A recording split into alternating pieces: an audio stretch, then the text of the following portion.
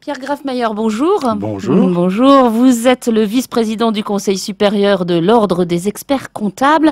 Et le Conseil supérieur de l'Ordre des experts comptables va faire vivre avec RTL une journée spéciale impôt. Tout à fait. Lundi prochain, le 14 mai, les auditeurs de RTL pourront appeler notre standard, le 3210, de 8h à 19h.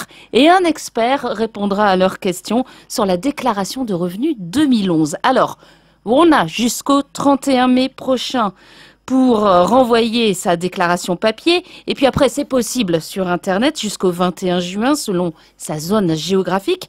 Mais on parle beaucoup. On va commencer cette interview par une question qui tarabuste un peu les auditeurs. On parle beaucoup en ce moment de hausse d'impôts. Est-ce qu'on est concerné sur la feuille de revenus, de déclaration de revenus 2011 ? Alors, si on parle de hausse d'impôts un petit peu, mais ce qu'il faut être clair, c'est que les revenus que l'on déclare en 2012 sont ceux de 2011. Donc ça veut dire qu'on se passe par rapport à une loi de finances qui a déjà été votée, qui a été votée en décembre 2011. Et donc il s'agit bien d'une taxation suivant des lois de 2011 et aucunement suivant des projets qui ont été émis par les candidats aux élections présidentielles. Voilà, donc tout ce qui a été émis par François Hollande avant son élection et puis cette semaine, on ne va pas en entendre parler tout de suite. Tout à fait. Ce qui n'empêchera pas effectivement de prévenir au cours de l'année 2012 et des 6 premiers mois de 2012 la taxation future des revenus de 2012, mais c'est un autre sujet. Alors, on a reçu, on est en train de recevoir sa feuille papier. Quel conseil pratique quand on la reçoit dans sa boîte aux lettres? Qu'est-ce qu'on doit faire? D'abord, s'assurer qu'on la reçoit. Parce que si on ne la reçoit pas et qu'on a déclaré des revenus, je pense particulièrement aux étudiants qui sont devenus salariés, qui parfois qui étaient taxés chez leurs parents, mais ils ne sont pas forcément reçus de déclaration. Et il ne faut pas oublier s'ils ont un foyer indépendant de leurs parents, qu'ils fassent une déclaration. Donc il va falloir qu'ils se procurent un imprimé ou qu'ils le téléchargent sur Internet. Voilà, pour eux, c'est pas automatique. Pour eux, c'est pas automatique.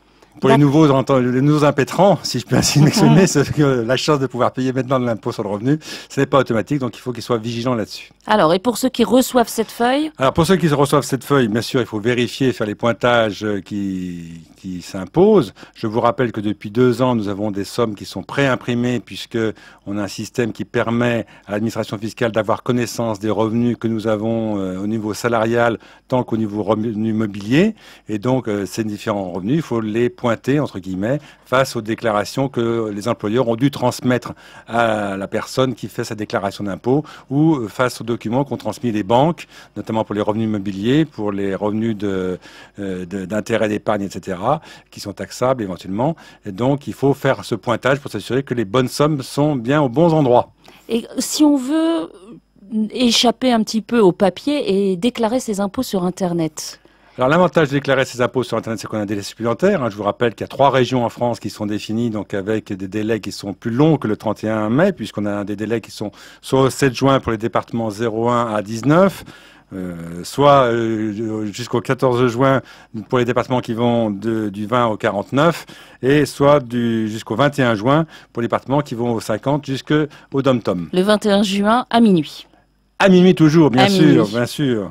Alors, quand faut-il réclamer une feuille de déclaration non simplifiée?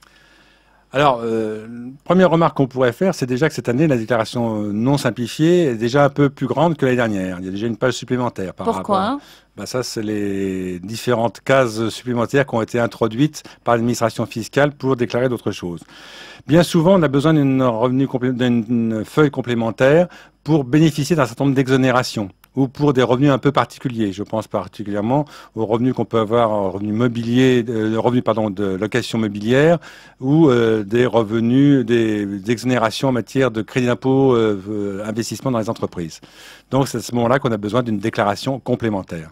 Alors, y a-t-il des nouveautés cette année par rapport... On a parlé un petit peu des changements politiques qui allaient venir pour la feuille donc 2013, mais là, cette année, y a-t-il des changements, des nouveautés? Alors, la principale nouveauté qu'il faut remarquer, elle concerne le phénomène des multidéclarations par année. Je m'explique.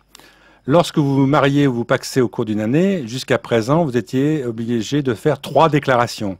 2 déclarations pour chacun des partenaires avant l'union et ensuite une déclaration pour les revenus du ménage après l'union. Cette année, vous aurez le choix entre faire soit une seule déclaration à partir du 1er janvier pour l'ensemble du couple, soit 2 déclarations sur l'ensemble de l'année.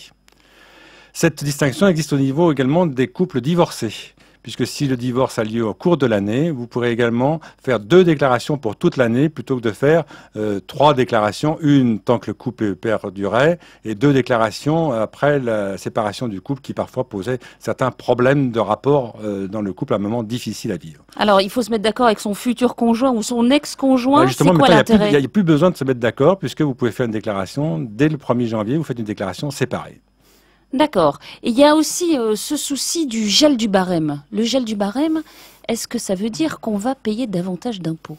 Il y a un petit risque, effectivement, qu'on paye davantage d'impôts, puisque ça veut dire que le gel du barème, qu'on ne change pas le barème d'une année sur l'autre. Voilà. Est-ce que vous pouvez nous expliquer pourquoi le barème ne bouge pas cette année? Alors, il ne bouge pas pour... l'objectif, c'est de se dire que les revenus qui sont passés au-dessus du barème du fait de l'inflation, du fait des augmentations qu'on peut avoir, qu'un salarié peut des fois légitimement atteindre de son employeur, font qu'il va changer de montant de revenus, et donc il va passer au-dessus du barème, et donc il va devenir taxable à une nouvelle tranche d'impôt. Donc ça peut provoquer une légère augmentation de son impôt. L'objectif pour le gouvernement, c'était d'avoir un petit peu plus d'argent dans les caisses. Tout à fait, mais l'impôt, c'est bien l'objectif principal quand même. Il faut bien payer et financer tous les investissements que l'État, que les collectivités font. Donc c'est possible de payer davantage d'impôts cette année? C'est possible d'avoir une légère augmentation d'impôts. La principale augmentation d'impôts sera plus liée au fait qu'il y a eu un phénomène général de ce qu'on a appelé le coup de rabot fiscal, puisque on a un certain nombre d'exonérations qui ont disparu, ou de crédits d'impôt qui ont disparu, et notamment sur le crédit d'impôt sur l'investissement dans les maisons, dans l'habitation principale, puisque celle-ci a disparu complètement. Et inversement, il y a d'autres exonérations ou crédits d'impôt qui ont persisté sans être changés, qui concernent d'abord les dons, puisque les dons n'ont fait l'objet d'aucune modification et donc viennent toujours en crédit d'impôt à hauteur de 60 ou 66% selon la nature du don par rapport aux revenus, ou alors les frais de garde d'enfants ou d'aide à domicile. Et je crois que ça paraît assez légitime qu'il n'y ait pas eu de coup de rabot là-dessus. Alors, je reviens à ce gel des barèmes. Est-ce que ça veut dire que les personnes qui ne payaient pas d'impôts jusqu'à présent, est-ce qu'il y a un risque qu'elles payent quand même un petit quelque chose?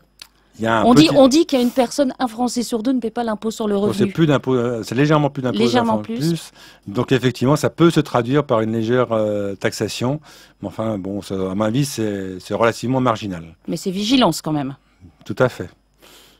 Voilà. Est-ce que vous avez autre chose à ajouter sur ces nouveautés? Non, je crois qu'on a fait le tour raisonnable qu'il convenait de faire. De toute façon, je rappelle aux auditeurs qu'ils pourront appeler le 3210 lundi prochain de 8h à 19h. Avec leur smartphone éventuellement. Bien sûr, merci.